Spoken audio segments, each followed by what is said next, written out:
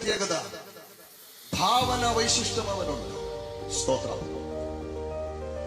നമുക്കറിയാം, നമ്മുടെ ചുറ്റുപാടുകൾ നിരീക്ഷിച്ചു കഴിഞ്ഞാൽ, അനന്ത വിഹായുസിലേക്ക് കണ്ണോടിച്ചു കഴിഞ്ഞാൽ നമുക്ക് കാണാൻ കഴിയുന്ന ഒരു കാഴ്ചയുണ്ട്. ഈ മാനത്തോടൊക്കെ പറന്നു പോകുന്ന അനേക പക്ഷികൾ നമ്മൾ കണ്ടിട്ടുണ്ട്. ആ പക്ഷികളെ ഒന്നുകൊടുത്ത് ശ്രദ്ധിച്ചു കഴിഞ്ഞാൽ, ഉദാഹരണം ഒരു കാക്കയെ നിങ്ങൾ എടുത്തോളൂ.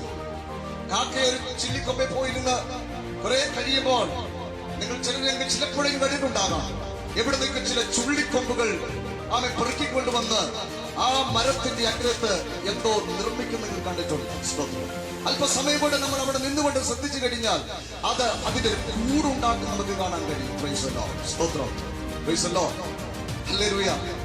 1000 വർഷങ്ങൾക്ക് മുമ്പ് ഒരു കാക്ക കൂടുണ്ടാക്കിയിട്ടുണ്ടെങ്കിൽ ഇനി ഒരു 1000 വർഷം കൂടെ കഴിഞ്ഞാലും ആ കൂടിന് ഒരു തരത്തിലുള്ള ഭാവഭേദം സംഭവിക്കത്തില്ല. എന്ന് പറഞ്ഞാൽ അതിന്റെ ഡിസൈനിൽ ഒരു വ്യത്യാസവും കാക്ക വരുത്തുന്നില്ല. സ്തോത്രം. അല്ലെങ്കിൽ 10000 വർഷം കഴിഞ്ഞാലും ഒരിക്കലും അവൻ ഒരു കൊമ്പ് കൊണ്ട് അല്ലാതെ കല്ലുകൊണ്ടോ സിമെന്റ് കൊണ്ടോ ഒരു കാക്ക എന്ത് ചെയ്യുന്നില്ല, അവൻ ഒരു കൂട് പണിയത്തില്ല.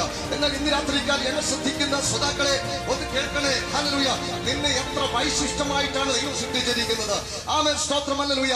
ആമേൻ. ഓരോ വർഷവും നമ്മുടെ മനോധർമ്മം അനുസരിച്ച് ആമേൻ വീട് പണിയുമ്പോൾ അതിന്റെ ഡിസൈൻ നമ്മൾ മാറ്റി മാറ്റി വീട് പണിയുമ്പോൾ ആമേൻ, ഇന്ന് രാത്രിക്കാൽ ഒരു കാര്യം ഓർത്തോണം, നമ്മുടെ ഉള്ളിൽ ഒരു ഭാവന ദൈവം നൽകിയിട്ടുണ്ട്. ഹല്ലേലൂയ. ഒരു ഡിസൈൻ നമുക്ക് നൽകിയിട്ടുണ്ട്, എങ്ങനെ നമ്മുടെ വീട് പണിയണം. Price the Lord. അങ്ങനെ അനുഗ്രഹമായ ഭാവന വൈശിഷ്ട്യത്തോടു കൂടെ ദൈവം മനുഷ്യനെ സൃഷ്ടിച്ചിട്ടുണ്ടെങ്കിൽ ഇന്ന് രാത്രിയിൽ ഹല്ലേലൂയ നമ്മൾ ഭാഗ്യമുള്ളവരാണ്. ഹല്ലേലൂയ. ദൈവം ഒരു മൃഗത്തെ പോലെ നമ്മളെ സൃഷ്ടിക്കാത്തതിനായി സ്തോത്രം ചെയ്യുകയാണ്.